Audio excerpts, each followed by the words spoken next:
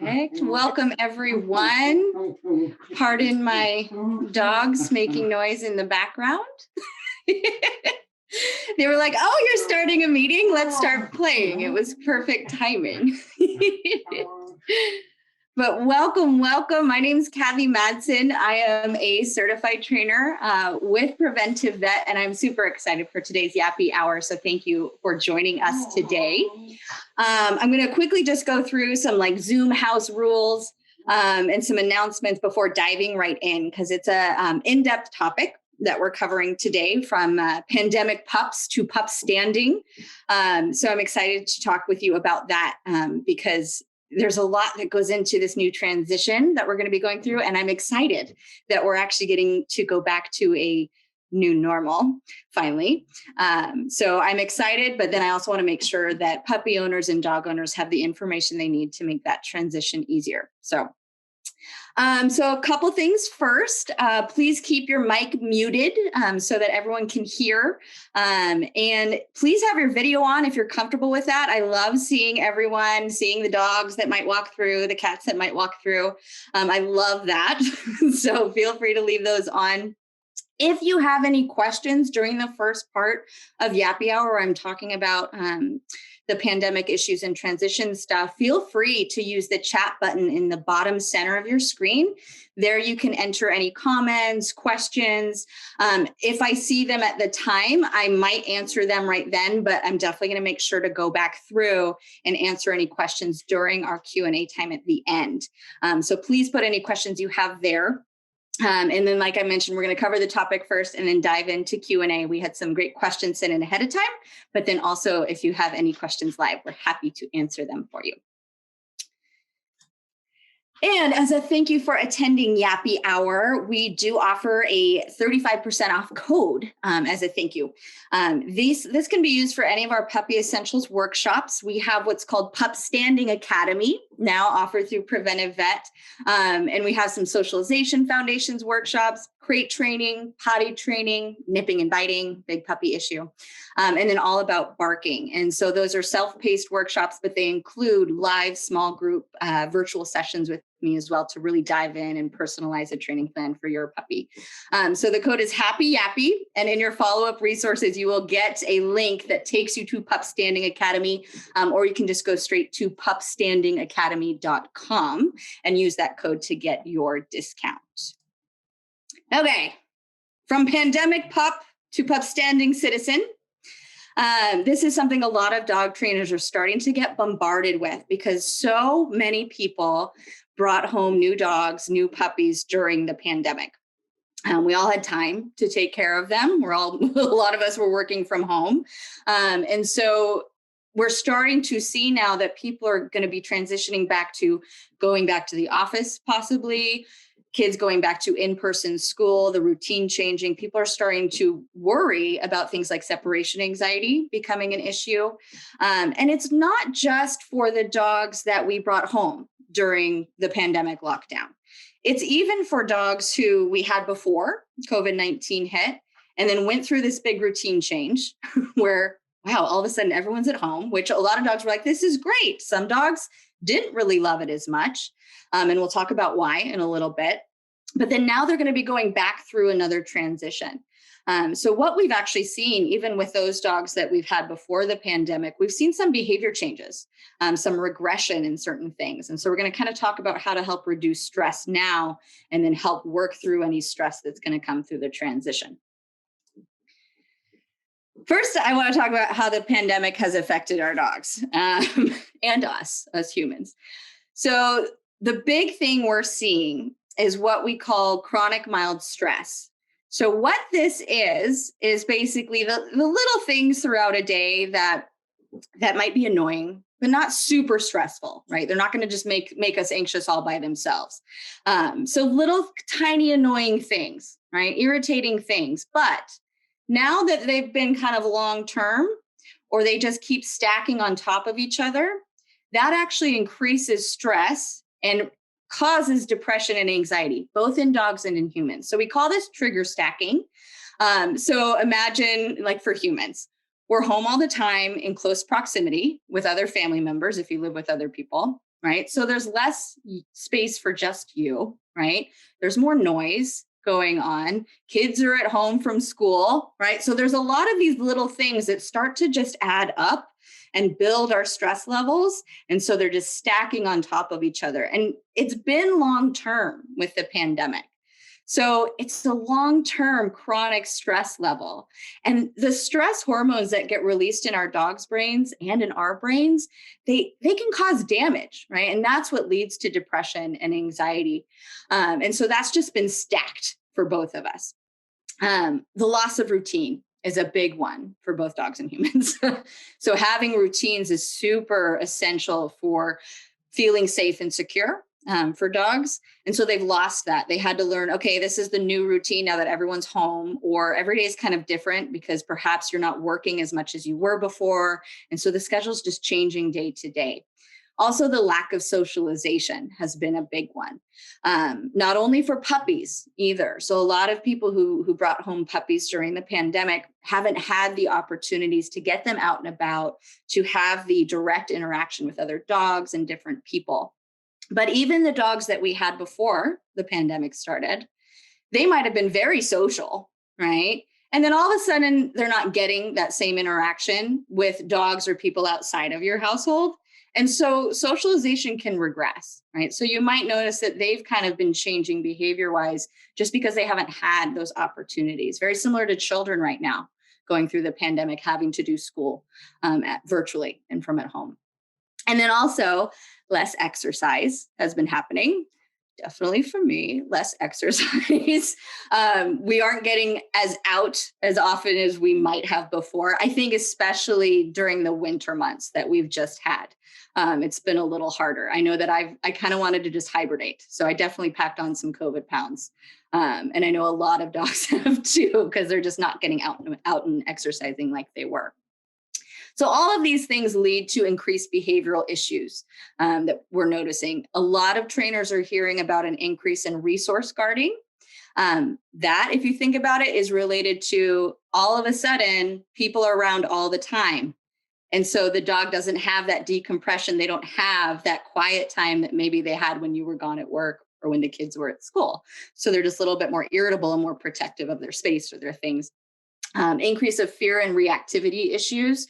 This is related a lot to the lack of socialization or just missing out on socialization. So barking at other dogs on leash or other people, or being really fearful of new experiences. Also seeing an uptick in potty accidents. So regression in house training has seen an increase, even in dogs who were house trained before the pandemic. Kind of goes to the loss of routine for them.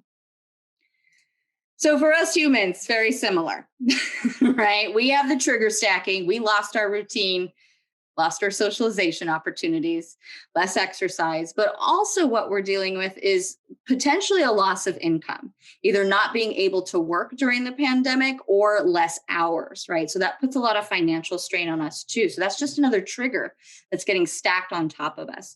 So I wanted to make sure today for the ideas I'm going to share with you about what you can do to start getting ready for the transition, and then also reducing stress for your dogs, that we have some DIY ideas, that there are affordable opportunities for you. So I want to make sure to include that. So from pandemic to Pupstanding, you don't need to wait to start. You should start as soon as you can. And we're going to go through some things you can start doing right away. But don't wait until the day before you go back to work in the office to be like, oh, I should, practice having my dog alone for 6-7 hours at a time. Don't wait. Start early, be proactive, right? And that way it's going to be so much easier for you, so much easier for your dog. And then I'm going to talk about this for a little bit too, addressing the current stress that your dog is experiencing and you're experiencing. This way it's going to set you up for success, because if you're already stressed, you and your dog, it's going to be hard to transition through something that's naturally stressful, a change in routine, right? So we want to bring the stress levels down before we have to go through that ramp up again as we go. And what's interesting is that there's studies that show dogs mirror their humans' emotions and mental state. So if you're anxious, if you're stressed, if you're feeling depressed, will often see your dog mirror that behavior. So that's why I mentioned that we need to take care of our stress too. So our self-care is important to take care of our dogs as well. So for addressing the current stress, I'm going to go through how to create a safe space for your dog. A couple notes on diet and exercise, how to increase enrichment for your dog, and then also talk a little bit about play and physical touch with your dog. Whenever I look at this list, I laugh because I'm like, I made this for dogs, but also applicable to humans, right? We all need a safe space. We all need a healthy diet and exercise to feel good for our mental state. We need enrichment, right? We need socialization and new things in our environment. And then also play. Humans love to play. I think that's why humans and dogs bond so well, because we are both very playful for the most part. So I think that's really important for us and not just our dogs. So creating a safe space. And this depends on whether you have a puppy versus an adult dog. So adult dogs might not need necessarily like a closed in confined area. So for puppies, I would recommend a puppy playpen or a crate if they're being crate trained and enjoy being in their crate, or even just a small room with a baby gate blocking their entries and exits, right? So that they can be confined when you can't keep an eye on them. But for adult dogs, a safe space is really somewhere where they can choose to go whenever they want, right? They can choose to go in, they can choose when they want to come out. So it's more of an open access for them. But it really is somewhere where they feel like it's theirs, right? It's where they can decompress. Most importantly, it's where they're left alone, right? So especially if you have children in your home, really creating some house rules to say, hey, you know, if Fido's in his crate or if he's over in that corner where his dog bed is and his toys, we leave him alone. Right? That's where he just wants to hang out by himself. And if he wants to come play, he'll come out and play with us. But that way your dog has somewhere they can go where they can escape all the hustle and bustle that can cause some stress if they just want a quiet time to themselves. If you have children who are too young to kind of understand those kind of house rules, I would recommend having somewhere where you can put up a baby gate. Right? If you see that your adult dog goes there, okay, I'm going to close the door. I'm going to put up the baby gate so that my kids can't inadvertently bother them, right? I also really suggest feeding your dog in their safe space because resource guarding, let them eat in peace, right? To help prevent resource guarding behaviors, just let them have a safe space they can eat with no one bothering. And that will really help reduce stress when it comes to that. Diet and exercise. Probably my least favorite thing to talk about because I am not good at diet or exercise. But what's crazy is that obesity in pets, especially in the United States, is rampant. And it's, I worry because a lot of the times people are like, oh, but they're cute. Being fat for a dog is not cute. And it leads to a lot of health issues, arthritis, right? Lots of things. So we don't want our dogs to be overweight. And I also think that a lot of people just aren't aware of what overweight actually is for dogs. And most of our dogs are overweight. And it's funny because I have corgis and I've actually had people say to me, wow, your dogs are too thin. And actually they're just right. But because there are so many corgis, especially that are a little overweight or too much overweight, my dogs look too skinny. Right. And so the norm has become something that it shouldn't be. So it is really important to look at your dog's body condition and how they look. Right. Your veterinarian is going to be your best contact for this. They're the one who knows your dog. They can feel your dog and let you know what the body condition is. They can also help you plan out, okay, you need to change the diet or maybe change the food formula based on their age, if they're a senior versus an adult, things like that. And they can also help you start an exercise regimen for them that's healthy, that's not going to overdo it or do too much too fast to get them into shape. But when it comes to diet, being fat causes inflammation, and inflammation in the body causes stress, right? And so that's just another trigger stacked on top of all the other things our dogs are going through right now. So really take some time to look at your dog's diet, right? Evaluate how they're doing, and then think about increasing exercise as appropriate, right? Also good for us. Now that the weather's getting better, spring is coming, I'm able to get out more. So I've actually made a goal for myself to take more walks especially with my younger dog, because he has a lot more energy than my senior dog. So I really need to balance that out by providing him the opportunities as we go.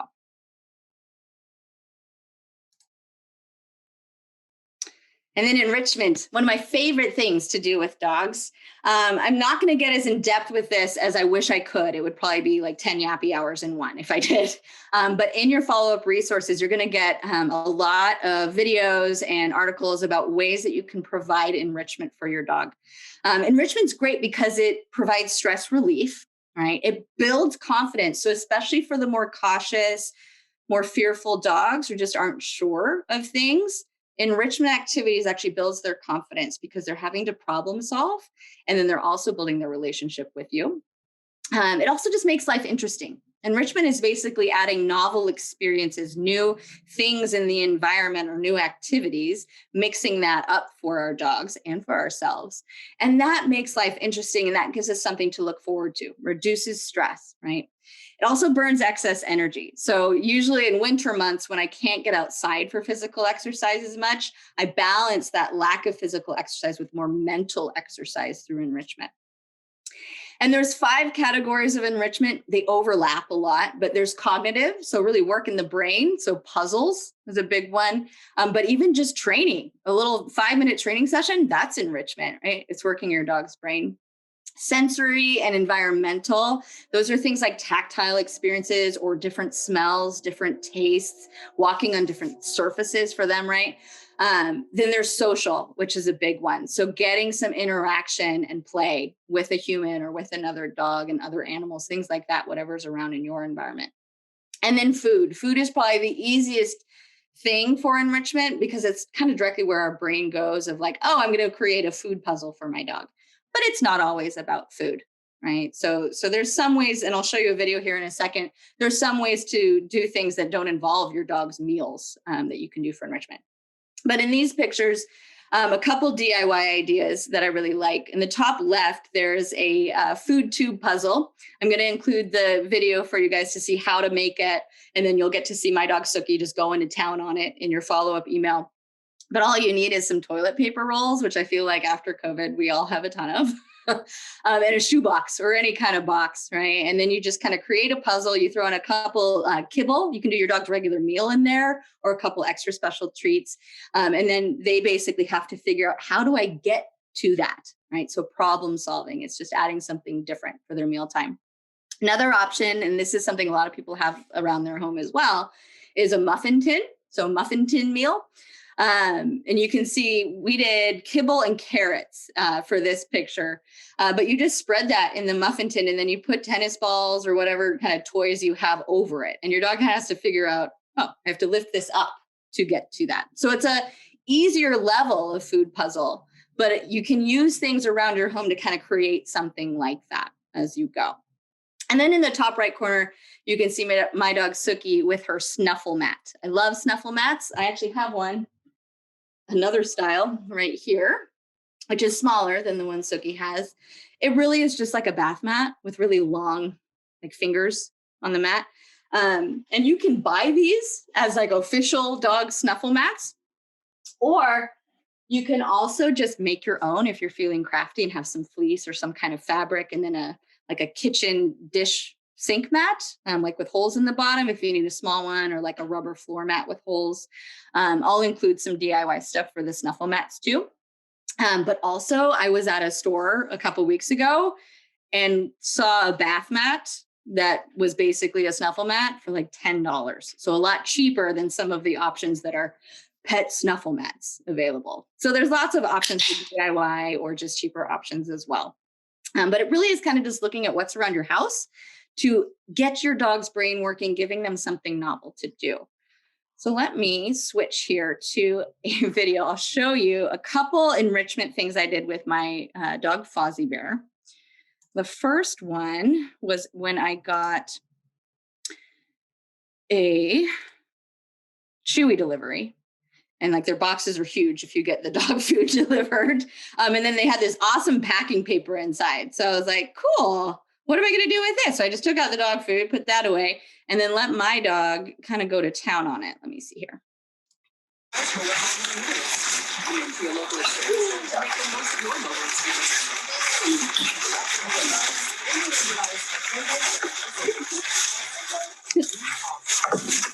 Local security store today. Ask, shop, discover the latest on Security Mobile. If you're over. So there's no food in there, right? I just had him in, right, and checking out the paper. And it was the noise. So he got used to the different noise around him, the feel of the paper, getting in and out of a box, some good confidence building, and just fun, right? Like, what's this thing? It kind of smells like dog food, right? Because there was dog food in it. So it was a good enrichment opportunity. And then another one I have, this is from when he was younger. So he's so small in this video. Pull it up here.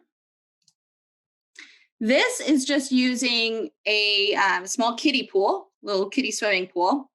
And I threw some of his toys in there. And then I also threw in some baby carrots. He loves baby carrots. So it's a healthy snack to use as a treat for your dog. And it fills them up pretty quick. So I threw some of those in there, and it's building confidence for him. It's teaching him, okay, I can walk on this new surface. Oh, there's water in here. That's new, right? So just new experiences for him.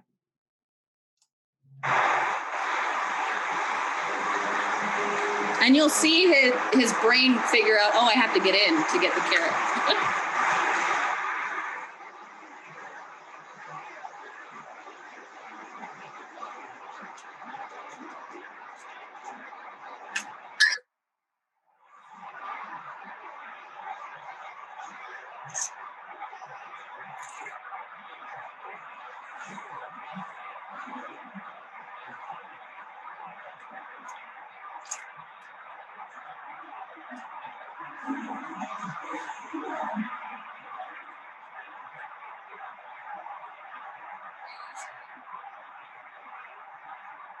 So he wasn't sure at first, right? But then now he's in there like, oh, this is a carrot.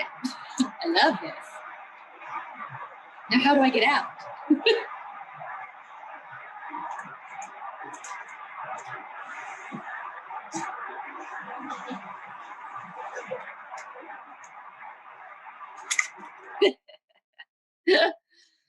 So that's just another thing. Look around your home and see, what can I make for my dog that's kind of new or fun or like works their brain, right? Obviously, it depends on your dog.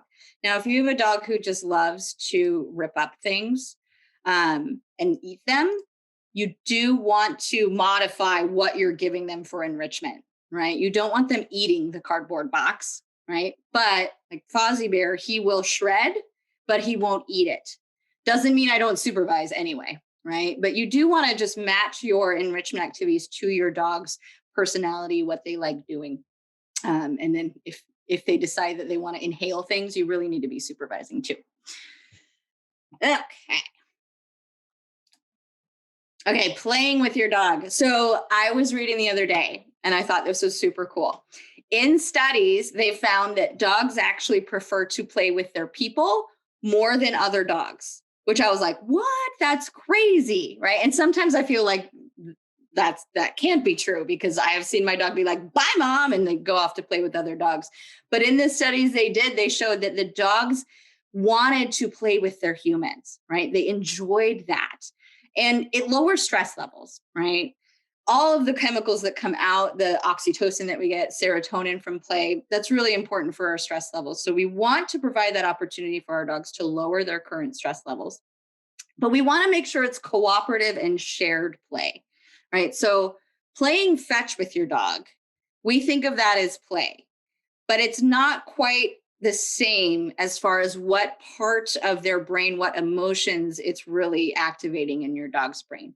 Fetch is more of a predatory chase kind of thing, versus play is more tug or wrestle, kind of that more close physical touch, right? So it really could just be wrestling around on the floor with your dog. Especially with senior dogs, I have a lot of fun where they're not as physical as they might have used to be, but man, you give them a little play bow, right? With your butt up in the air and your elbows on the floor, and they're like, oh, you speak dog. And then they kind of get into it with you, right? So just getting them moving a little bit and having some fun, right? No matter the age of your dog, see if you can get them to play a little bit with you to lower the stress.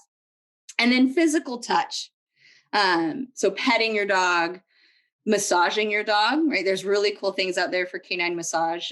Tellington T-Touch is a really cool system for canine massage.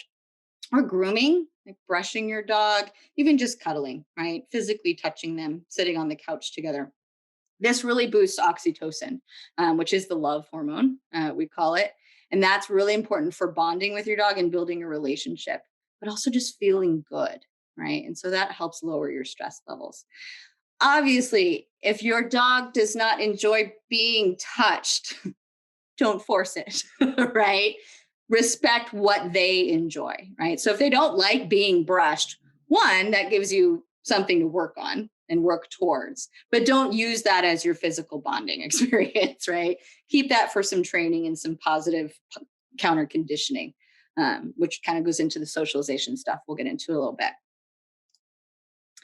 Okay, so we talked about kind of ways to address current stress. Those are the same things you really want to work into your dog's life from now on, right? That it's an easy way to lower stress. There's always going to be stress, right? So if we can integrate ways to just lower stress levels for both our dogs and us, it's going to be better all around. But start with reducing the current stress, and then we can start preparing for the new normal. And the way I do this is incrementally, right? I don't, like I mentioned before, I don't want to wait until the day before I go back to the office to start practicing alone time, right? Or changing the routine over one day. That's really stressful. So for a dog, I want to just do small incremental changes. So we're going to start adjusting our routine and schedule to what we expect them to be in the new normal. We want to practice alone time. And then remedial socialization. So we're going to talk about those three things. So dogs thrive on routine and structure, right? The predictability really helps them feel safe and secure. They don't have to worry about their basic needs, like when is my next meal, right? They know meal times usually happen at this time, right? When are my potty breaks? They usually happen this time. When do we go on walks? Those kinds of things. So routine is really healthy, just like it is for us humans. So write down what your anticipated routine is going to be, right? So for example, right now I work from home, so I get up at like 7, right? And I roll out of bed, get the dogs outside to potty, feed them breakfast, get coffee, then take them for a quick morning walk. And then I'm in front of my computer by 8. Right. But when I go back to working in the office, I am going to have to get up much earlier than that. I am very slow in the mornings. Right? Like when I have to be somewhere, I get up like 2 to 3 hours ahead of time because otherwise I'm late. So I will have to change my wake up time and set an alarm for 6, right? And get my dogs, one, used to waking up that early, but then also get them used to a different routine in the morning. Because I'm going to have to take a shower, right? And get dressed, get everything ready to get them in the car, go to the office, all of this different stuff. So write down what that will be and then start to work towards that in your regular day-to-day now, right? So I don't want to just decide, oh, I'm going to start getting up at 6 tomorrow. It wouldn't happen for one. I would be like, nope, snooze button. But maybe I get up 10 minutes earlier, right? And then go through the same routine I have now, but then also teach my dogs, okay, there's going to be 10, 15 minutes where I'm busy getting dressed, right? I'm in the closet or I'm taking a shower, when normally with COVID routine, I usually take a shower in the evening. So it's a big change for them. So they're going to have to learn how to entertain themselves a little bit in the mornings when before they don't really have to. Okay. So start to set your alarm a little earlier, transition their meal time slowly to what the new meal time might be, both in the morning and in the evening. Because a lot of times if we're working in the office, meal times for our dogs might get pushed later because we have to commute home now, right? So kind of think about that. Also in the mornings with kids going back to school, it's a lot more hustle and bustle in the mornings, but it is really good practice for kids. And I know some parents are like, end of summer, they start doing this, where they start getting their kids used to waking up earlier and earlier before the first day of school, right? Because otherwise it's just no fun for anybody. So same for our dogs. But if you have kids, you can start to work them to what their normal wake up time might be. Also, transition your walks to around when you think they will be in your new normal routine, right? So if they're going to be home while you're at the office or while the kids are at school, try moving those walk times closer to before you would leave for work or after you get back or after you pick up the kids from work or from school. One thing here too is if you plan on getting a dog walker, which would be awesome. I know so many dog walkers who are amazing and really lost a lot of business during COVID because, of course, why would anyone need dog walkers when they're home? But if you do decide to get one, introduce your dog to that dog walker before the first day you're at work, right? So get your dog used to the routine of having someone new come into the house, get them ready for a walk, go on a walk and come back and then leaving, right? Get them used to that routine, comfortable with that person. And bonus, it can be nice sometimes to have some, especially with puppies, puppy free time to yourself when someone else is out exercising them for you. So bring in a dog walker sooner rather than later to just get your dog used to that. Same goes for dog daycare. If you think your dog will do well in daycare, look at getting the evaluation done with that daycare sooner rather than later, right? Because if it doesn't work out at that daycare, perhaps there's another style of daycare that they do better with, but you don't want to find that out the first day you're back at work and you get a call from a dog daycare saying, oh, your dog does not enjoy it here, right? You need to come pick them up. So really plan ahead for those kinds of changes, help your dog adjust and make sure they're settling well. And then also work in some alone time practice around the times your dog will be left alone, right? And I'll talk more about alone time practice and show you some videos. But I like starting this. If your dog doesn't suffer from separation anxiety already, I like trying to work in these little moments. So say about the time you're usually going to be going to work, leave your house, drive around the block, answer emails or play Candy Crush, read a book, whatever you want, right? For 10, 15 minutes, just so your dog gets acclimated to the whole idea of this is when mom or dad leaves every morning. And it's not something crazy new the first day that you do it for real, right? So just starting to transition to that new routine, building in those little moments to help a dog acclimate to that. So practicing alone time. This is probably one of the biggest things that trainers are getting asked about right now. It's very important because what's happened with the pandemic is that no one's really getting alone time if you live with other people. And our dogs aren't getting really any alone time if you're working from home, right? So a lot of puppies brought home during the pandemic haven't even really done even 5 minutes of being alone. And that's made them very codependent on us, right? They're a very dependent species on us. It's what they are. But they learn independence usually. But with us working from home or with the kids always home with virtual schooling, it's really taken away that learning experience for them. So we really need to start teaching them that being alone is no big deal, right? And that they can relax when they're alone. It's nothing to be scared of. So when you start practicing alone time, start small, right? You don't want to push your dog too far too fast because that can really trigger separation anxiety behaviors, right? So, and this right now, again, I'm talking mostly about dogs who haven't exhibited separation anxiety yet. So this is for the dogs that were like, we're just not sure, but we want to practice. So start small, short duration, right? So only a minute at a time, right? Go out and get the mail without your dog, or go take out the trash, or go take a walk without your dog, right? If they can handle a little bit more time. One thing that I love doing is setting up like a little camera, like a pet camera. I feel like some Alexas have this. There's so many tech things now with video, but if you can set up some video monitoring so that you can kind of check in on your dog and see how they're doing. One, it gives you an idea of, ooh, this is going to be a bigger issue than I thought. Or it tells you they're still doing okay. And I've been outside, working in the yard or taking a walk for 5 minutes. Okay, I'm going to go a little bit further and see how they do, right? And leave it a little bit longer. So it really helps you gauge where they're at. And then if you see that they're starting to get a little restless or paced, or they're just watching the door, right? Then, okay, maybe I'm going to go home right now before they start amping up and getting more and more anxious and having a negative experience with being alone. So I really love video monitoring for this. So start small, really small durations as you go. A lot of trainers will recommend actually pairing your departures with food or like a food puzzle which is fine. What that's doing is creating an association of when you leave, something yummy happens. So you should leave more, right? Like stay away because this is when I get my stuffed apple, right?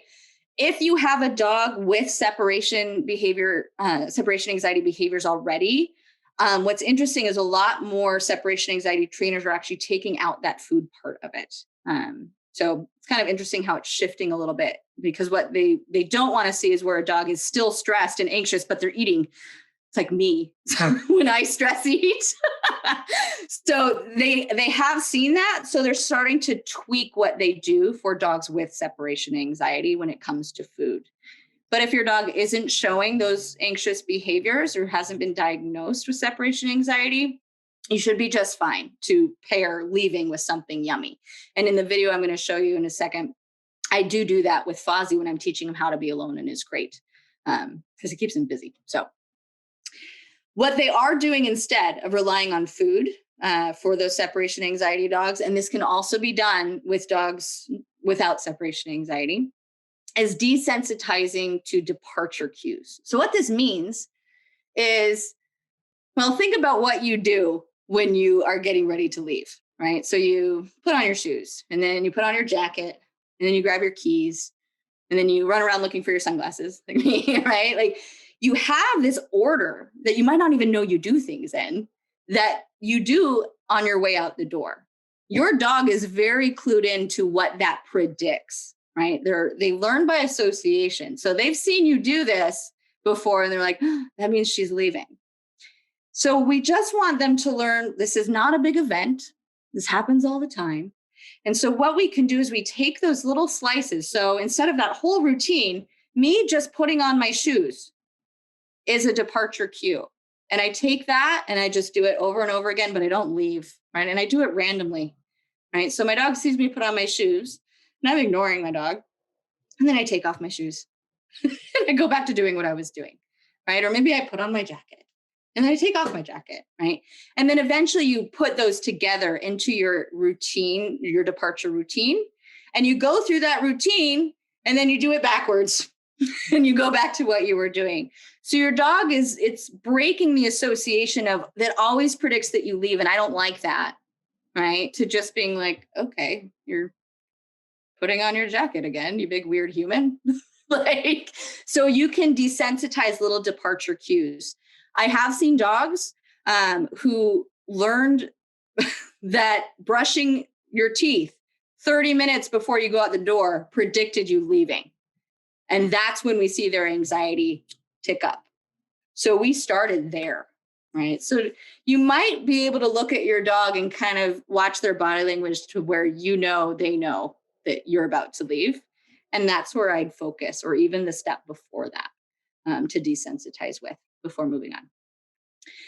As you work through desensitizing, as you work through practicing the duration of being alone, go slow, right? Don't push it too far, too fast. Again, that's why having the video is really helpful so that you can gauge how your dog is doing and then adjust, right? Take it back a notch. If it was just a little too long and they started to kind of whine, right? Take it back a little bit, practice there some more, and then add on more. And then the big one, most people have heard this, advice online and all of that is keep your departures and arrivals really low key, right? It's not a big event, and it can be hard. It can be really hard to keep it low key because we're like, you're going to be okay. You'll be fine. You'll be a good boy, right? Mom will be back soon. Like we go on and on and on. And in one of the videos I'll show you, I really like adding a departure cue. And so I use I'll be back. So one thing it does is it keeps me from making a big deal about leaving. And two, it is telling my dog, I'm about to leave, but it's no big deal, right? So they know what's happening, but they've learned it's not something to worry about. And then arrivals as well, right? Keeping the energy a little bit lower, maybe taking off your jacket, putting the groceries down, settling for a moment before giving your dogs full attention, right? You can definitely say, hey guys, how's it going? But try not to make a big deal out of it to keep their arousal level down. Okay, so I wanted to show you some videos here of practicing alone time. The first one I'm going to show you is practicing duration in a crate. And so this is Fozzie. Let me make it so I can actually see the video. There we go. This is when I'm practicing him going into the crate, me closing the door, and then being able to walk away and him stay in the crate for longer than we'd practiced before, right? And what's interesting in this video is you'll see he seems pretty attentive. He doesn't seem super relaxed in his crate. The reason is I am still in the room for some of this. So he's like, you're here. Like, did you want something? Right. And then in later on in the video, I go into a room right next to this one, but he knows I'm in there. So he's kind of like, what are you doing? Right. Which is okay. I don't love that. I want him to learn to settle. But what I realized is when I started actually going downstairs, right, and then practicing actually leaving the house, he wasn't like that because he knew I wasn't there. So why would he be looking for me? Right. So you might notice that. I noticed that when I was looking at this earlier.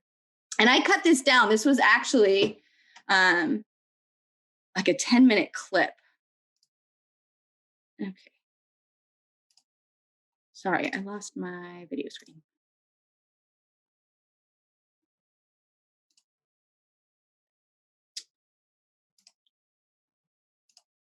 I love technology so much, so much. Okay, sorry. Sometimes when you have PowerPoint open, like you really cannot see where you're at. There we go. Okay. Great, good boy.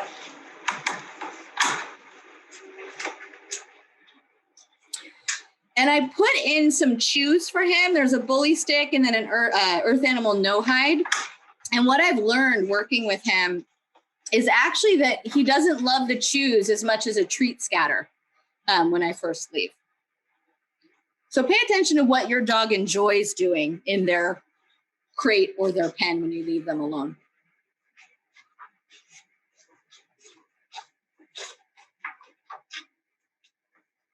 So that's why I add the treat scatter, because he wasn't interested in his chews. Also, what I like is that just because I come back to the crate doesn't mean he gets to come out right away.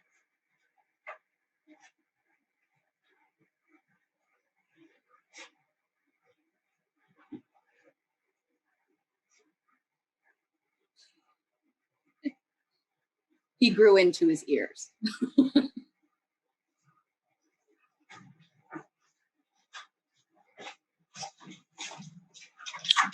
Okay.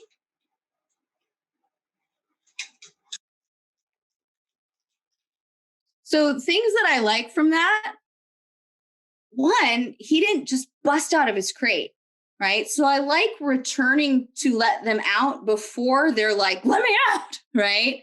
And I also like having that pause where he waits till I say, okay, come out of your crate. Right? He doesn't feel so anxious that he just needs to get out. So I liked that at the end.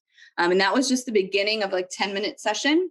And so I would practice putting him in his crate, treat scatter, and then I walk away, right? I walked into the other room and I came back. Sometimes I gave another treat scatter. I didn't let him out, walked away again. And then I would come back and let him out and do it again, right? So practice adding duration in their crate or in their pen or in their safe space, wherever they're going to be left alone. And practice adding distance that you go away from it, right? And start small. Start only walking across the room, right? And especially while we're working from home still, when you start practicing alone time, you can make it easy by just having them in their crate or their pen on the other side of the room, right? And just short durations where you're still close by, but you're working on duration in the crate, right? And then building on that. And then starting to maybe the crate's in the next room over for an hour during their normal nap time while you work from home. Start building that up, build up the duration and the distance that you are from the crate. This next video I'm going to show you is how I added a cue to tell him I'm leaving, right? And me leaving predicts something awesome for you, which is a stuffed Kong. You'll see two. It's a pretty quick video. I do a stuffed Kong and then I also do a treat scatter. And like I mentioned, I've learned that Fozzie prefers a treat scatter. He likes sniffing more than chewing. Go to crate. He was so tiny.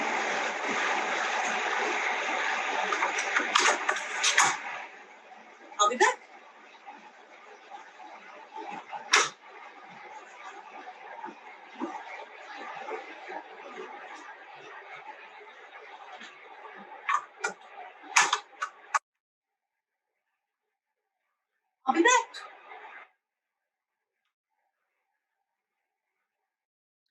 So in that video, I'm doing the same exercise as the previous video. I'm practicing walking away, but not totally leaving him for a long time, right? And then also, let me go back so you can see here. The setup of this, here, we'll get a better spot here. I have a fan going. This is really good for puppies or for dogs who alert to a lot of different noises. Having some white noise going on, so a box fan or a sound machine, something to mask the noise that might make them alert. So car doors slamming outside, dogs barking down the street, right? That can wake up a dog if they're hanging out and just chilling, but also if they're a little bit on edge anyway, then that amps them up even more. So noise masking is really good. And then also in his crate area, I have an Adaptil. I had an Adaptil diffuser, so the calming pheromone for dog. I had that plugged in as well. So I was kind of creating a nice safe space for my puppy that was really comfortable for him. So that is how I would start practicing alone time. Start small, go slow, right? Try to create a positive association for your dog with that alone time, and then just build on it, right? Add a little bit extra as your dog is successful as you go. And then you'll basically work towards that new routine, right? For when you are at work or when your kids are at school, right? Or you have to go and pick up your kids from school. So your dog needs to be confined for 30 minutes or an hour, whatever it might be. Okay.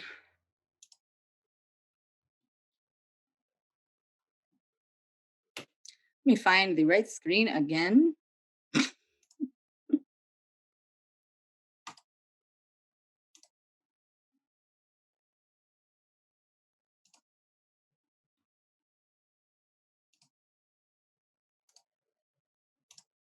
Okay, I think that's the right one. Now you can see it full screen. So socialization for our dogs. This is a big one because socialization is so important during a particular time of a puppy's life. So between 7 to 8 weeks until 16-ish weeks old. That is the prime time for socialization. The puppy's brain is at a stage of development where it's just a sponge, ready to experience new things, and is really making strong associations that they will remember for life, right? So it's a really big imprint period. Now, with pandemic puppies, a lot of us have missed out on important experiences in that time, right? So we're a little bit behind the curve because we just haven't had the opportunities that we might have had pre-COVID or post-COVID. A lot of puppy play groups weren't able to be run during COVID. And then also social distancing, right? And then puppies also, you have to wait for vaccines. So it's all these things that make getting out and about with your puppy harder. So we created an app called Pupstanding. There's a theme today. And it's a free download. You're all going to get the link to download it for free in your follow-up resources. But I love it because it gives me a way to identify experiences that either I need to do with my puppy. So when Fozzie was younger, this would have been awesome if it was available back then, to track, okay, now I need to work through these. Here's some ideas for this. But even puppies outside of that socialization age, it gives you a way to go in and rate your puppy's response to different kinds of experiences and things that we want to kind of socialize them to and expose them to in a positive way. So we have, I think, 100 things in there right now. Sounds, people, sights, surfaces, and handling are kind of how we separated those. And so there's a lot of things you can start working on at home that don't include actually having to get out there with your puppy or go to a puppy class, right? And so you can go in and rate each thing as loved it, meh, or hated it.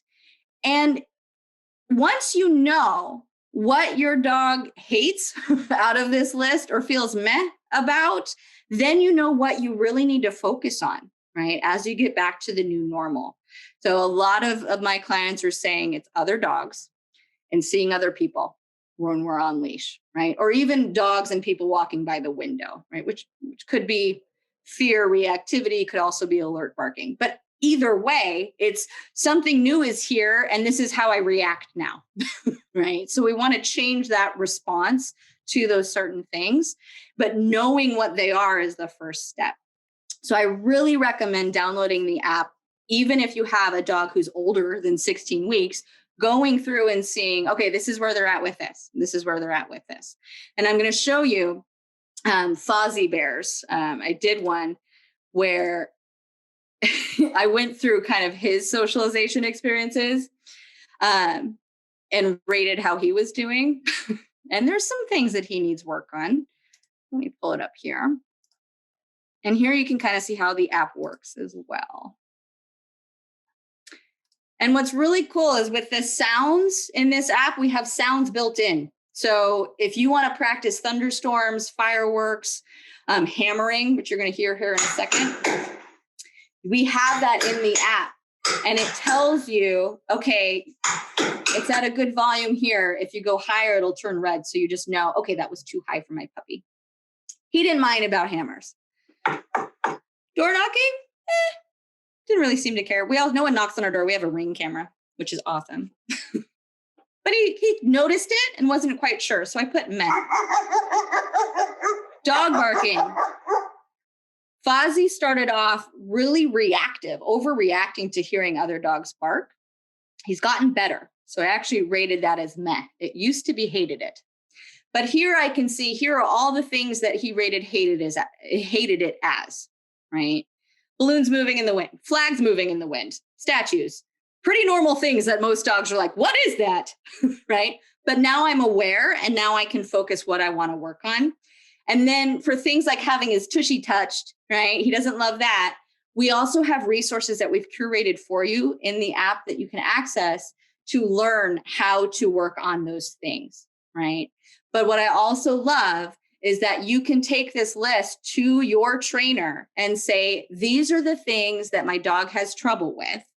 Let's get started on a plan, right? And get started trying to work on this, because when things get back to the new normal, right, it's going to be more stressful with the routine change and everything, and then added on of all these things out in the world that my dog doesn't feel comfortable with. You can start working on that now, right? Before we have to transition, before you're back to work in the office, kids back to school, and life just gets a little bit crazier, right? So starting now on working on socialization exercises is key. Let me get back to this one screen here.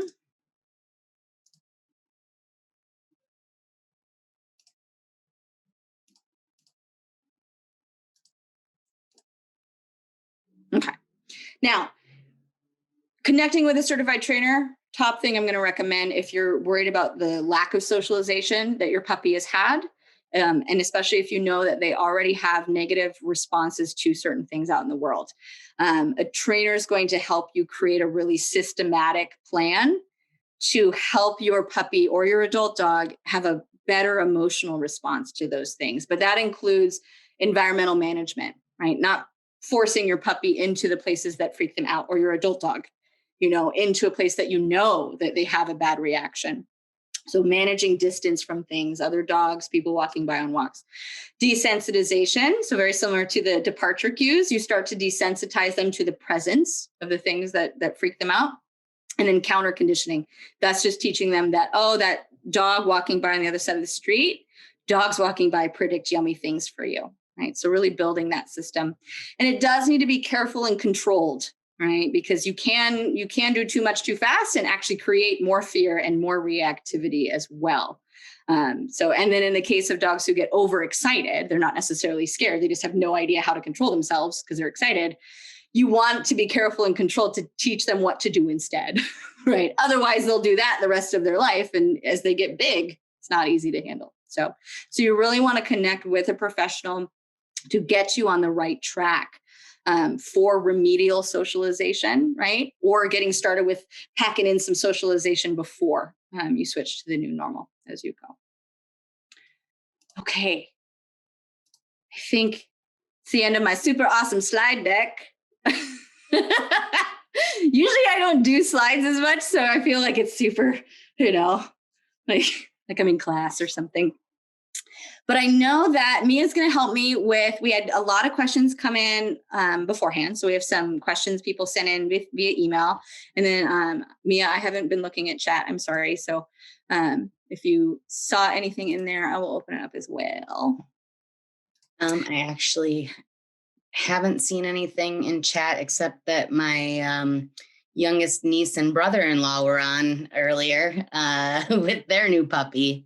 They got their puppy. I love it. I love it. I remember helping them prep. Yep. Puppy. Yep. But yeah, if anyone has any questions, they got a session with you. Yes. Anyone has any questions, pop it into the chat. And then depending on what the question is, we might unmute you and talk about it. Or I might be able to just give you a quick and easy answer. Sorry, Mazel just decided right now is the time he has to get out of the room. Love you, Mom. I love Mazel. Okay. All right. Yeah. Take a sip of whatever it is you are drinking. You know, I started drinking kombucha. And I was worried at first because I was like, I don't know. Sounds weird. And there's the thing, and I don't know. The one I got doesn't have the mother in it.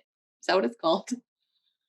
Mother? I don't know. Yeah. So it doesn't have that. And I was like, actually, this isn't so bad. So I've cut my coffee back and now I'm switching to kombucha. Nice. Diet and exercise. All right. So we have a question from Joanne, who said, when I walk my dog in the park or on a walking trail, my dog doesn't bark at other dogs, but sometimes while he's in PetSmart, he'll bark when he sees another dog. It can take a few minutes to settle him down. What can I do to make him calmer in the store when he sees other dogs? Interesting. Yeah.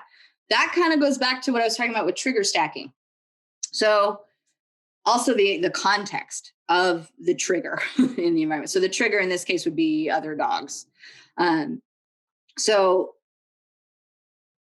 what I would do is I would want to increase exercise mental enrichment all around, burn some excess energy.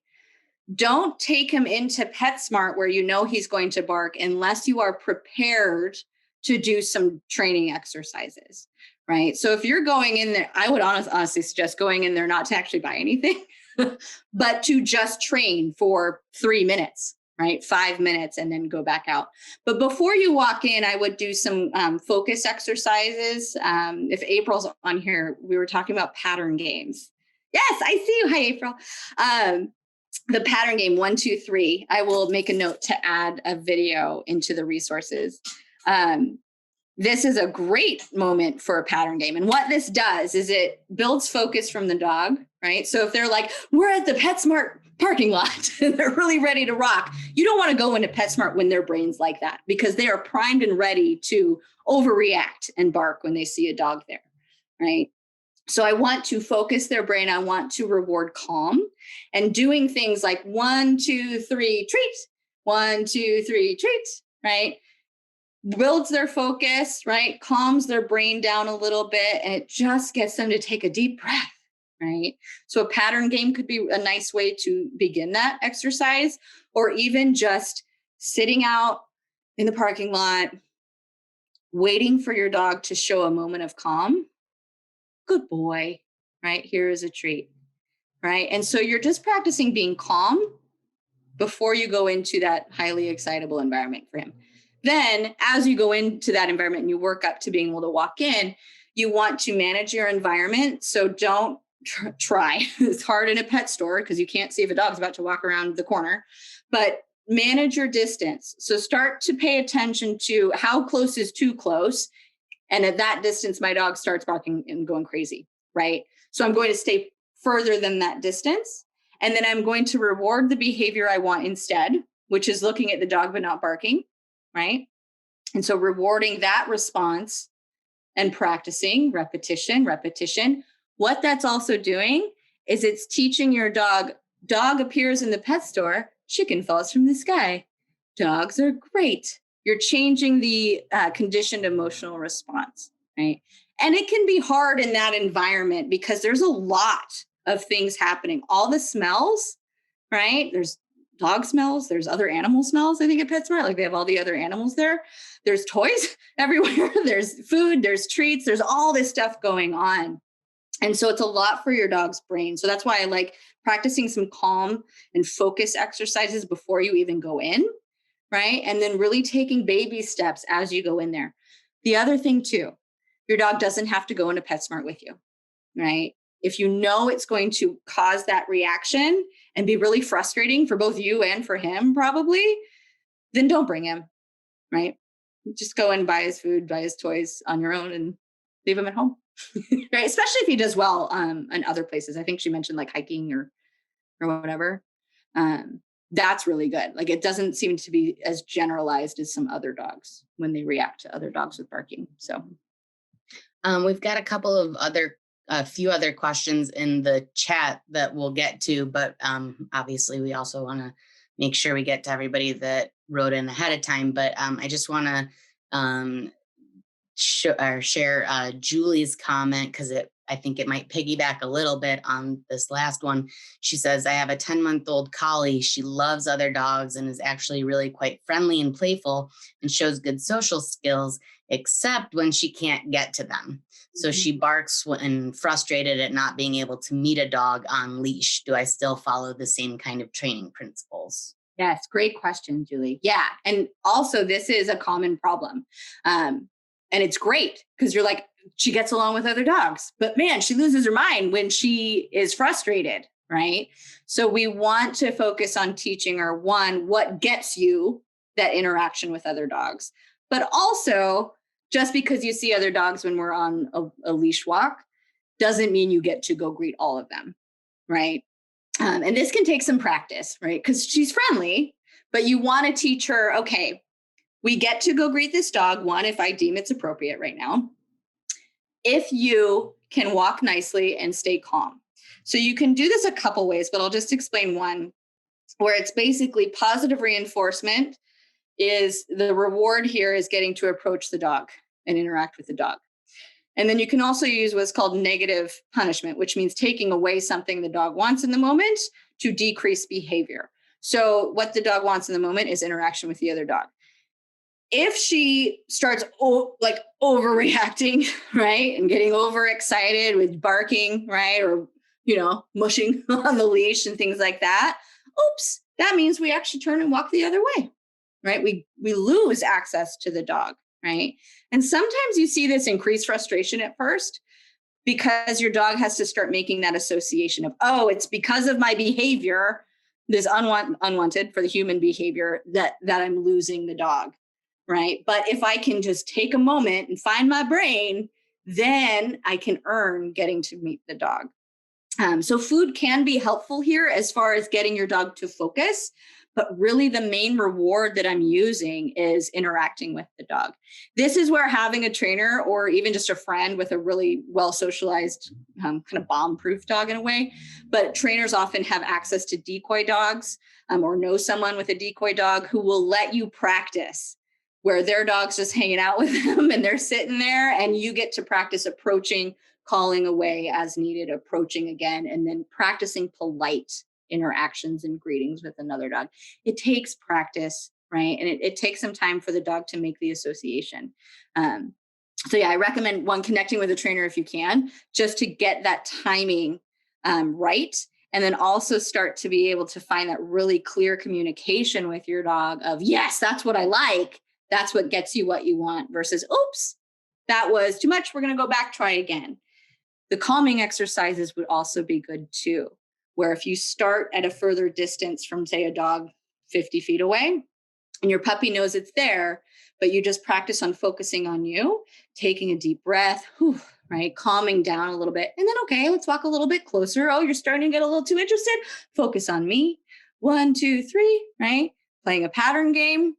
Then they're like, oh, okay, right, you're still here, right? And then you can work closer that way as well. So it's just managing puppy brain a little bit. Fozzie has a hard time with dog approaches right now too. So I'm working on his arousal level coming down a little bit, teaching him how to approach other dogs. It's a process. Sorry, that was probably a really long explanation. It was great. Question from Barbara. How do I get my dog to allow me to put on her harness each day? I have to take it off each night. Otherwise, she ends up chewing it and destroying it. Putting on her leash is no problem. She sits anticipating her walk, but the harness is a total struggle. I even tried to put both on at the same time. It didn't work. I was successful once when she was on my lap, but since then, she doesn't want to get on my lap. I even put it on her in her crate once, but when she sees it, she hides under the table. Once it's on, she's fine. Yeah. Good question. This is actually pretty common too. One thing is I don't recommend leaving a harness on all day anyway. They're a lot easier to chew on for dogs. Also collars, I actually don't recommend leaving on collars all day in the home because they can be a choking hazard. They can get stuck on sides of pens. Anyway, my dogs are naked indoors. My naked dogs. So this is going to come down to a couple things. My first thought is there a different type of harness that might be more comfortable and less scary for your dog to put on? So some dogs really don't like it coming over their head. However, those are actually the harnesses that I prefer more than the step through ones. But if it's a small dog, sometimes the step through ones are a lot less scary, and that solves the problem, right? So sometimes just changing the equipment you're using can get rid of the problem. However, I'd still want to, and this is something that's part of our socialization app for handling, like getting used to wearing things, right? Collars and harnesses. I want a dog to feel comfortable wearing those things. So I want to introduce it slowly. And I want to create a positive association with it. And in some cases, I actually like training a dog to get dressed, right? I did this with my last dog because when he was like, oh, it's walk time, he lost his mind. And so it's like trying to get a harness on him was like, like herding cats, right? So I focused on teaching him, you get dressed, which means you put your head through this harness, which makes my life easier so we can get out the door. You can work up to that. So what I would do first is start shaping, and shaping is a training technique where you're rewarding small little slices of a behavior. So small approximations, we call them. And those small slices all put together lead up to the full behavior. So for shaping with liking a harness, and I'm going to make a note to include a video for this in the follow-up email. I might just have the harness on the floor. And if my dog looks at it, yes. And I toss a treat. They look at it, yes. And I toss a treat. Right. So one, they're learning, oh, looking at that scary thing gets me something good. I don't have to interact with it right now. I'm just looking at it. So it's not overwhelming them quite yet, but it's just starting to pair that item with something positive in their brain. As you do this, you start to add on the next little slice, which might be touching it with their nose. Like, oh, that's fun. They get a treat for that. They touch it with their nose. Yes, there's another treat for that.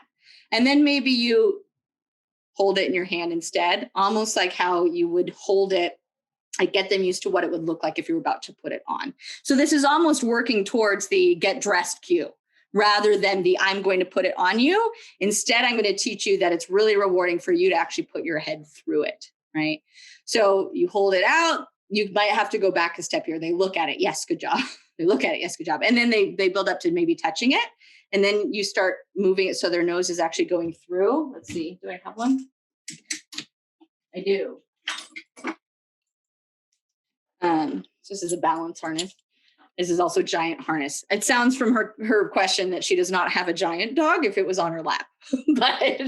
but so you'd basically work to having where their head is coming through. Yes, here is a treat. Oh, their head comes through. Yes, toss another treat. Put your head through. Yes, toss a treat. Put their head through. The next step would maybe be laying it on their back. So you're building up the whole behavior slice by slice, also changing their emotional response to the harness. One other thought, I'd make sure that it's fitting correctly. Like it might, sometimes they're too tight or they are rubbing. So then a dog does not enjoy wearing it. So again, sometimes changing the type of harness can help, but just kind of making sure that it's the right harness for their body type and their coat type and all of that fun stuff. But I'll make sure to include a video about how to do that so that you can see the steps actually explained. While you're talking about it, it reminds me kind of desensitization towards like an e-collar or something like that. E-collar as in cones. Yeah. Yeah. Care collars, I think a lot of vets are starting to call them. So in the training world, an e-collar is a shock collar, but in the vet world, an e-collar is an Elizabethan collar, which is the cone of shame. So I'm just going to throw that out there. But yes, just like that, desensitizing them to the cone, getting used to wearing the cone. Same thing with the harness. Yeah. Also, there was a video, I think, by Kiko Pup, where she realized that her dog didn't like the feeling of it going over her ears and by her head. So she actually taught her dog a trick of like putting her head in a small basket to help her get over that aversion to that feeling. And then she worked through the steps with the harness and it was a lot easier because the dog had kind of gotten over that. Like, okay, like it hits my ears. No biggie. So. All right. Our next question is from Lori, who says, when my dog plays and it's time to stop, he gets hyper and wants to grab my arm or hands and jumps on me, pinches my arms. I bet that this is probably a common problem. He'll turn 1 on the 26th. He's a large dog and I'm full of bruises. It's hard to calm him as he seems to go crazy. Also barking. I've tried everything to stop him from barking, but if someone walks by or walking their dog, he starts. I tried bark collars, whistles, and high-pitched gadgets. He ignores it all. He also barks at everyone when riding in the car. I never had a dog that's so stubborn, or perhaps call it high strung. Yes, I would call that high drive more than high strung or stubborn. And I would bet money it's a working breed. It just makes me think of Malinois. But anyway, yeah. So for that 1-year-old teenager stage, it's a hard stage. I'm in it right now with Lousy Bear. But if it is at that level of over arousal and over excitement, especially when she's trying to end play, then she needs to work in more structure into the play to begin with. So really practicing a good like start play cue, right? Where you say, okay, now I'm going to start play with you, especially if it's tug, right? I start the game and then I also end the game, right? So it starts and ends when you're ready to. Doesn't mean the dog never wins. Like I would hate playing a game that I never win. So I do let dogs win tug, by the way. And what that builds is cooperative play, which we talked about earlier. But within that play session, if you know that it like when you usually end, he's amped up and over aroused, then we need to work in calming him down throughout that play session as you go, right? So shorter play sessions, more focus, more calm exercises built in to that, and really starting to teach them some appropriate play behaviors and rewarding that with play, right? And so you can use play as the reward for training, or you can also work in some food rewards if he's food motivated. Some dogs, when there's toys around, they're like, I care less about your food, I want your toy, or vice versa. So you kind of have to play around with what reinforcers you want to be using, but you really want to start creating more structure there and more ability to calm himself down as you go.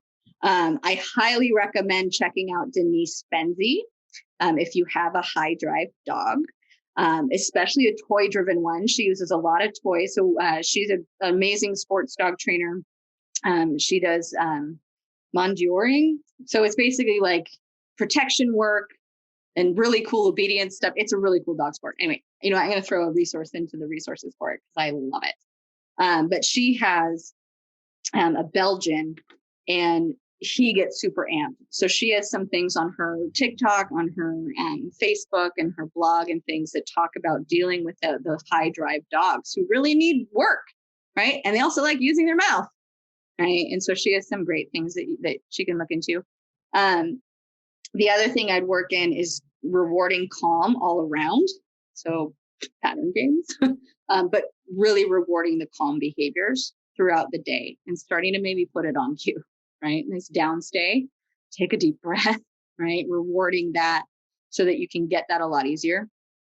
Increasing enrichment all around could be really good too, right? Putting the brain to work. So when you can't be physically exercising a young dog that needs that exercise, their brain can be working. So you're kind of hitting the energy from both sides. And then also make sure that he does have time to decompress within there, right? So kind of a lot of what we talked about today as far as reducing stress all around, that could be applicable here to give that dog more structure. Barking, dogs bark, sucks, right? But they bark. It's what they do. Now, there are ways to teach them, one, how to be quiet when we ask, or how to teach them to do something else. So if they are barking when people walk by the window, we can work at teaching them, do this instead. When you see someone at the window, go to your bed, or maybe bark once and then look at me, right? So there's things that you can do with that. I'll put in the barking resource we have about alert barking and ways to teach your dog what to do instead, how to teach a quiet cue. But it literally is what we bred them for. When we lived in our caves, we wanted to know when like the big lion was coming to eat us. So our dogs would bark and let us know. So it is instinctual to alert bark. So we just have to teach our dogs, thank you for doing your job. Now you don't need to do it, right? You let me know it's good, right? Enrichment can help with that. More exercise can help bring the energy down, so he's less likely to be looking for things to bark at. Riding in the car is tough because you think about, especially if she has a working breed or a herding breed, the movement in a car, things whizzing by, I'd bark at that if I was a dog, right? So it's a lot of stimulation too. So in some cases, I recommend getting like a shade, a baby shade. Traveling safely in a crate if the car's big enough, for a crash tested crate, or on a seat belt so that they can't be kind of looking out those windows, covering the crate if you're using a crate, really taking away the visual stimulation and just removing the trigger that's causing the bark. It can be very hard to train barking in the car though, because we're driving. So it is hard to be like good quiet and then like tossing a treat, right? I remember doing some sessions with clients where I was driving their car and they were in the passenger seat marking and rewarding the behaviors we wanted, or vice versa. So you can set those up with trainers, but it can be hard to do on your own. So, but I'll include some barking resources, and then I'll also link to Denise Fenty. She's amazing. Our senior pug, Mabel, barks at everybody in the car because she just gets so frustrated that she can't meet up everybody. Does I need to see everyone? So I think some of the advice with the last one might be applicable to this one. But Shannon in the chat wrote, I have an 18-week-old Shih Tzu cross that is quite nippy. Do you have any suggestions on how to curb her biting? They've tried to substitute fingers with her toys, but she keeps biting them. The toys just don't taste as good. Yeah, it's tough at that age too. Like you're hitting that teething stage. And so they just want to put their mouth on everything to soothe the discomfort. But also it's how puppies explore the world, right? They don't have thumbs. I think today is what is it? What if your dog had thumbs day? What if our pets had thumbs day? What if our pets had thumbs? Yeah, if they had thumbs, they'd probably be less nippy because they could manipulate things with their paws. Anyway, random thought. So a lot of it is redirection, right? Interrupt, redirect, interrupt, redirect, interrupt, redirect, repeat, repeat, repeat for puppies. It is hard. Now, you might notice that it's happening at certain times more than others. Pay attention to that. They might be hungry, so it might be time to eat. They might be tired. This is probably the main one that I see. They're like toddlers, they're tired and they're just nipping everything. So then they go into their puppy playpen with a toy, right? Or a safe puppy chew, right? Or they go into their crate and just fall asleep. Because usually when you do that, they will pass out. So it really is redirect the nipping. Keep doing that as much as you can. I found that bully sticks, they smell really good and they taste really good. I grabbed this and now Fozzie's awake. So it's a bully stick. It's actually shoved into a West Paw Quizzle. because bully sticks get smaller as your dog eats them and they become a choking hazard. So you can fit it into like a bully stick holder. I have yet to find a bully stick holder I really love. And then this was just like an office hack we figured out, Mia, at the office, where, a bully stick fits in here and then it's really hard to get out. So it's a way to give your puppy a bully stick to chew on, or use this to redirect them to kind of a nipping shield, right? So finding a higher value toy or chew to redirect to can help keep them on it, rather than your hands. But if they just are like, I don't care about that, I want you, time to go in the puppy playpen with something appropriate to do, right? So don't feel bad using the playpen as somewhere that your puppy can be to prevent the nipping from increasing. Just make sure that they have something to put their mouths on, right? And keep them engaged there. Another option that might work is a flirt pole. My dogs are like, why are you grabbing all these things and then not giving them to us? This is like a giant fishing pole. Oh, you look at it. One of you guys can see him. He's like, give it to me. There's all different kinds of these. You can make your own as well. Great enrichment, great play, but it's more of a chase play. But this way you can use this to keep more distance between you and your puppy, give them something to chase that's fun and moving around. And that might burn some energy, redirect them off to something appropriate. Good boy. No, I can put it away now. But we do have a puppy essentials workshop, particularly for nipping and biting. And it talks about nipping shields, different things that might work, what to do when your puppy's nipping and they don't seem to want to stop. So that's a great option. That happy yappy code that we talked about at the beginning would be good for her, because you get self-paced modules and then you have an hour with me to really, really personalize a training plan, make sure that it's working for you and tweak what isn't working in that. So it's no fun. I went through that stage with Fozzie. All right. Next question comes from Maddie, who says, I have a question about separation anxiety that I'm hoping you can answer. I have a 7-month-old pup. Right now, we are together almost all the time, but in the future, I'll need to leave him home for longer periods. When I leave him alone, I leave him in his crate. As soon as he understands what's going on, he hears me put on my shoes, he starts to bark. I know from videotaping him that he barks for about 10 to 15 minutes after I leave, then mostly rests. To my untrained eye, there are no obvious signs of distress, so I don't know what the barking means. Is this normal puppy behavior, or should I worry about separation anxiety? Wonderful. I know what the answer to this one, just because I have some pups with separation anxiety. Well, what's interesting is I wouldn't necessarily call this separation anxiety yet. Yeah. It could turn into that if we kind of just wait and see how it goes. It could turn into separation anxiety. She said 7 months. Pretty young to actually diagnose separation anxiety. Usually veterinarians and veterinary behaviorists are the only ones who can officially diagnose separation anxiety. They'll wait till a dog is at least a year, because a lot of separation anxiety symptoms are the same as problem puppy behaviors and other things that's pretty normal dog behavior. So they want to wait and see, and make sure it's not something else before just jumping straight to separation anxiety. So good thing is that it's only 10 to 15 minutes after you leave. That's not awful. It's not what we want for your dog in the long run, right? We don't want them to feel distressed in any way when you leave. So going back to the practicing duration in the crate without you leaving first, right? So building the crate duration, that's one slice of it. So you could approach it from that one first. Or you can start with the desensitizing departure cues, right? So putting the shoes on, taking the shoes off, going back to doing what you were doing, putting the shoes on, right? So desensitizing the departure things for the dog. Start building that in. That's really where I'd start with that. I'm trying to think if there's anything else I would say right now for that. But I would monitor it and I would work on the particular moments that you realize are issues. If that makes sense. Kind of what we talked about earlier, building crate duration, building distance from the crate.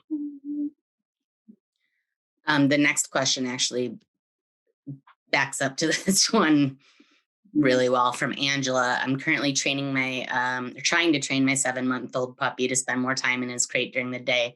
He sleeps in his crate really well from 9 p.m. to 6 a.m., but leaving him there during the day is always a battle. I'm currently working from home, so I'm around, but I need him in his crate whenever I have meetings.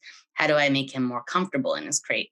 When I go back to work, he'll need to stay there longer. He's not responsible yet to be on his own in the house. Is there a schedule I can use now? Start by leaving him in there for 2 hours and then increase.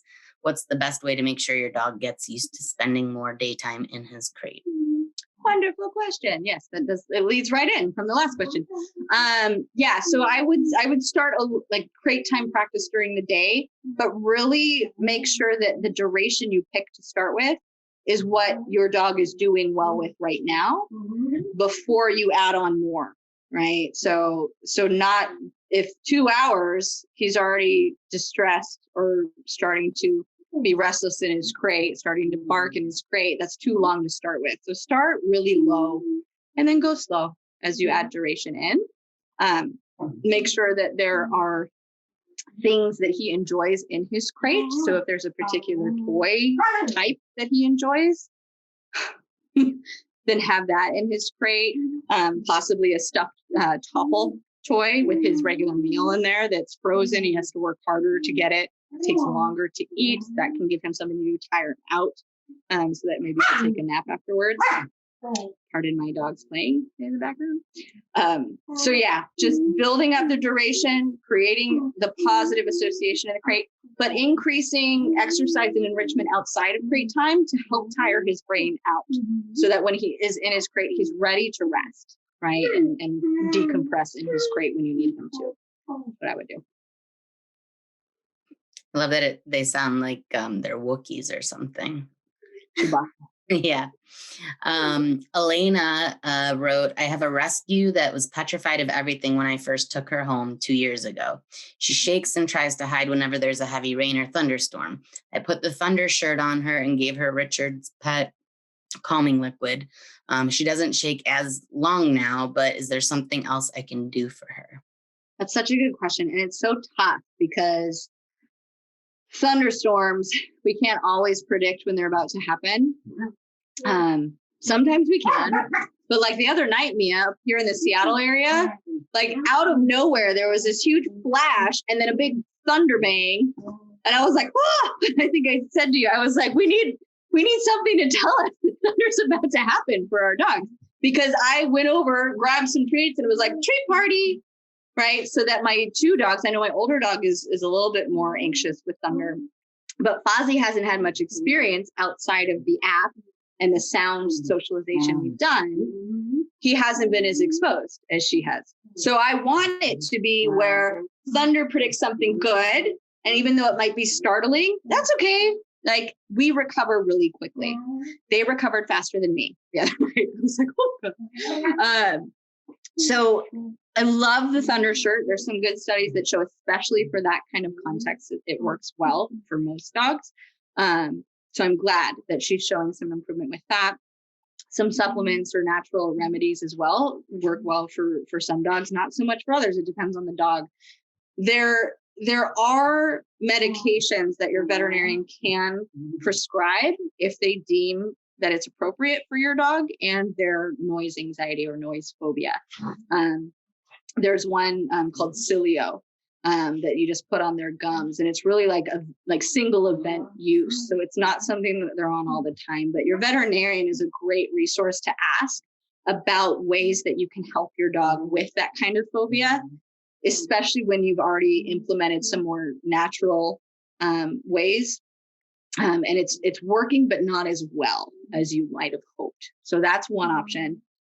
The behavior side of it is you do want to create the thunder predicts treats or something your dog loves, right? So maybe it's play, right? Maybe it's a massage. Depends on the dog. Again, food is a really strong thing for a lot of dogs. So that's usually what we tend to try first.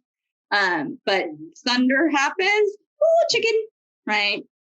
Thunder happens, oh, chicken, right? So it's just creating that association there. It can be hard with thunder. There are, the app has some sounds that you can start playing at a very low level to desensitize. So what I was just talking about with the treats is counter conditioning. We're trying to create a positive association with the sound of thunder. Desensitizing isn't necessarily relying on the prediction. It's just helping a dog habituate to the sound. So we start playing thunder at a very, very, very low level, even if it's just like 1 out of 100. And we look at the dog's body language, right? We want them to be aware of it, but we don't want them to be freaking out yet, right? We just want to desensitize them to it. So we start low. And then as we practice and they still look okay body language wise, they're not showing any fear or anxiety. They might notice it, but they're like, oh, okay. And then they go back to what they're doing. Okay, I'm going to turn it up 1 notch, right? And then we do that for a while. And then maybe 2-3 days later, after we practice at that level, it goes up another notch, right? So I'm always watching a dog's body language when it comes to noise desensitization, making sure that they're staying calm. And then if I do notice that they hear it and they go, what was that? I go, yeah, his party, right? Anyway, so the app has some great resources for thunder, especially though. So I recommend that she download the app, and then she can also use the app to practice thunder desensitization. And then the resources we've curated in there walk you through a lot of the other stuff. Super fun. It's getting late, and I don't know what your schedule is. We do have a few more questions. I'm good. I could probably do another 10-15 minutes. I know that my family ordered Chinese, so I don't have to make dinner tonight. Lucky. I do have to make dinner. Dawn asked, my dog Frankie, a lab cross, is just over a year, loves going on walks, but if we meet another dog on a leash that's aimed towards us head on, she goes bananas. I generally try to reroute, but sometimes it's not possible. What do I do? Right. So head on for dog screening, very rude in the dog world, very confrontational in the dog world, right? So doesn't surprise me that the dog freaks out. What I try to do is refocus to me. Actually, what I try to do first is move away. So rerouting. If I can't reroute, right? If I can't add distance from the trigger, then I will really work on focusing on me, right? Rewarding calm behavior. So maybe some touches, right? To keep them busy somewhere else while that other dog walks by. I might use my body to block them, like to basically block my dog further away, and also kind of indicate to the person walking by, like, my dog doesn't want to meet your dog, right? So some body blocking, just trying to create any space that I can, keeping my dog focused on me. And at the same time, trying to teach them, just because a dog's walking by doesn't mean we need to freak out. Instead, let's do this, right? Also, if you just look at that dog, yes, good job, right? I'm working with Fozzie Bear where we're practicing what's that? So very similar to look at that, if anyone's ever heard of the look at that method. But it started with just looking at the dog. Yes, treat happened. Look at the dog. Yes, treat happened. Right. So you can start there. And then it becomes, as they look, you'll start to see them look and go, where's my treat? Because they've made the association of me looking at that thing usually means that you give me a treat. So now I'm anticipating. At that point, I put it on cue and I go, what's that? So, and then he looks and he looks back at me. And so it's a positive association with seeing a dog, but it's also redirecting his attention so he doesn't start staring and he doesn't start getting more and more amped up and then explode, right? So it's breaking that whole thing apart for the dog and keeping them focused on myself. But pattern games are really good for this.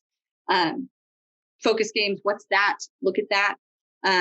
But if you can reroute, it's just easier. But you can do look at that, what's that, while you're rerouting, so that your dog does get better at being closer and closer with an approaching dog. But distance is your friend. Cool. All right, we got 2 more. Nicole writes, we have a 13-week-old puppy and in an apartment so that the only place for potty breaks is with other dogs, and the vet hasn't completed vaccinations. We're currently litter box training for this reason. What do you recommend for transitioning to outside when potty area isn't always available and she needs to notify us? Yes, great question. So for transitioning, fresh patch or a real grass body area. I use Fresh Patch, so that's usually the one I recommend. So Fresh Patch is a subscription service that they send you a hydroponically grown piece of sod that's like super absorbent in what they grow it in, and it comes in a little cardboard tray. I think you can also buy like a real plastic tray, but I like it because I can just toss it into my yard waste when I'm done with it. And then like they basically deliver a new one to my door every couple weeks. So awesome. So I like that because it makes transitioning to outside really easy, because you don't have to transition the texture and getting used to like a cloth pad or even artificial turf. You don't have to teach your puppy how to actually go potty on a new potty spot that feels different and smells different and all of that. So I really like having a real grass option if you can. I know some of my clients have just gone to like Home Depot or Lowe's and gotten a piece of sod. But if you don't have a little patio on your apartment and it's inside, I would recommend more of one that's made for indoors and apartments, because it's a different absorption in the bottom. And if you bought sod, you'd have to figure out what kind of tray to hold it in, and then you'd have to clean it. So pros and cons with that one. So yeah, I think was it the question? Was that the whole question? I think so. Also, Okay. I have used the in the past, I've used like an AstroTurf one. Yeah. It works really well, but oh my God, the smell and the cleaning factor is A lot. no bueno. It's Yeah. So especially if they're inside, you're gonna smell it a lot easier, a lot faster. Yeah. So my Fresh Patch is actually outside because it's like an almost all concrete patio. So I was like, ooh, until his vaccinations are done, I can't take him on a walk around the neighborhood. We don't have a yard. So I just created like a little grass patch on the concrete. So Yeah. But yeah, transitioning is super easy and no problem starting to go to the bathroom on his walks. So it was really good. Awesome. Go Fozzie. All right. Our last question comes from Chris, who says, I have an 8-month-old golden that has recently learned that he can reach food on countertops and tables. Oh, Chris, I'm so sorry. I've been working on rewarding him when he listens and gets down, but is there a more effective way to de-learn that behavior? Yeah. So what sucks is that once a dog has learned the counter sometimes has yummy things, it is hard to break them of wanting to look on the counter in case there is another yummy thing. And counters have yummy things all the time, right? So a couple things, and I'm going to make a note to we have an article about counter surfing, so I'm going to include that in the follow-up email so that you have the link, and I'll put it in the YouTube video links and stuff because it's really in depth. The first thing you want to do is manage the environment to prevent it from happening, especially when you're not there. So depending on your home's layout, gates, closing the door, like whatever it might be, there's freestanding gates for more open layouts, something to keep the dog from trying the behavior and possibly getting rewarded for the behavior if they jump in behind a crumb, right? Other option there for managing the environment is really keeping those counters clean. Like spickety span, no crumbs. Dogs are natural foragers to begin with, but if they've ever found something up there, then they're like, yeah, I'm going to look here every time, right? So it's a self-reinforcing behavior. So really making it clean, making sure that he's never successful in getting something yummy off the counters again. That's a big part of it too.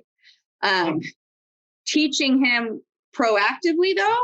So when you can, allow him into the kitchen if you're okay with him being in the kitchen long term, if that's fine for your house, and start teaching him that good things fall from the sky when all four are on the floor, right? So you're teaching him an alternative behavior, which is as simple as keep 4 paws on the floor, right? So you start rewarding that, especially while you're cooking, right? And while you're preparing food, because they know food's up there. So I like to actually use a dog bed or a dog mat to the side of the kitchen or in a particular area that one keeps the dog out from under my feet while I'm cooking, but two is preventing them from sneaking under, picking up, right, and grabbing something off the counter. So I like to teach them a station in the kitchen, especially for these contexts. And basically, as I'm cooking, the dog is standing on the mat. Awesome, yes. And I toss a treat to them on the mat, right? Perhaps they're even laying down on the mat, even better. Good things keep happening to you on this mat. You should hang out on this mat, right, as you do it, right? So you can teach things like the mat stationing. Go to bed is a good one. Even just an automatic sit instead of jumping in the kitchen. But you can also teach a dog an invisible boundary. And that is in the article that we have on counter surfing. So I really suggest checking that out because it talks more in depth than what I can do today about teaching your dog how to automatically stay behind this invisible line into the kitchen. So it's a nice thing to teach, and it just becomes an automatic thing that they know. I just don't go into the kitchen, right? So there's some things you can do there, but every time he is successful in jumping on that counter and getting a crumb, or even just jumping on the counter, sometimes I feel like they're like, this is awesome. So the act of searching for food, that is reinforcing it in his head. So that's why management for counter surfing is so important, to prevent it from reinforcing itself. So, but yeah, I'll put that in the resource as well. I think we did it. Well, you did it. I didn't do anything, actually. Oh, you helped me a lot. Oh, Donna was here. Yay. Sorry. Now I'm looking through the comments. Well, thank you everyone for joining me. Suki. Hi, thank you. I really hope to see you guys next month. It might even be the end of this month. I think our weeks got weird and I think March is long. So it might be end of March, maybe beginning of April. We'll see. We'll see how it goes. But I'll send out the resources. I'll send out a link for this video. But let me know if you have any questions at all about anything. If you think of anything, feel free to shoot me an email and let me know. But thanks so much for joining me. Great to see everyone. See you next time.